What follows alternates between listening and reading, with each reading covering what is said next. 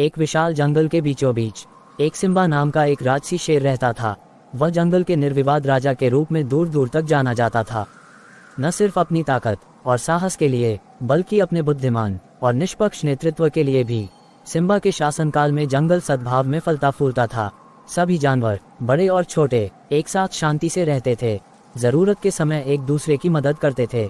शेर ने तय किया कि हर प्राणी के पास खाने के लिए पर्याप्त भोजन और आराम करने के लिए सुरक्षित जगह हो, चाहे वे शिकारी हो या शिकार।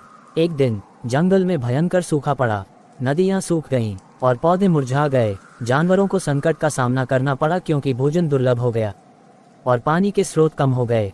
सिम्बा जानता था कि उसे अपने राज्य को बचाने के लिए तेजी से काम करना होगा। सभी जानवरों को एक बड़ी सभा में इकट्ठा करके सिम्बा ने करुणा और अधिकार के साथ बात की।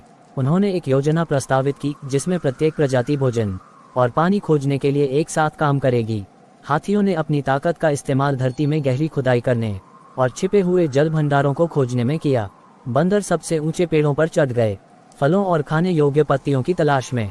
मृगों ने दुर्लभ जलकुंडों को खोजने के अपने ज्ञान को साझा किया। टीम वर्क और एकता के माध्यम से जानवरों ने सूखे की चुनौतियों पर काबू पा लिया। उन्होंने सीखा कि एक दूसरे का समर्थन करके और अपनी अनूठी शक्तियों को जोड़कर वे सबसे कठिन परिस्थितियों में भी जीवित रह सकते हैं। जैसे जैसे मौसम बदलते गए और बारिश वापस आती गई, जंगल एक बार फिर से खिल उठा। सिम्बा की बुद्धि और नेतृत्व ने न सिर्फ लोगों की जान बचाई बल्कि जानवरों के बीच के बंधन को भी मजबूत किया। तब से वे सद्भाव में रहते रहे, एक दूसरे के मतभेदों का सम्मान करते रहे और जब भी जरूरत पड़ी एक दूसरे की मदद की। जंगल का शेर राजा सिम्बा न सिर्फ शक्ति का प्रतीक बन गया बल्कि उन सभी प्राणियों के लिए करुणा और एकता का प्रतीक बन गया जिन्होंने जंगल को अपना घर कहा। उनकी विरासत एक अनुस्मारक के रूप में जीवित रही कि एक साथ हम मजबूत है।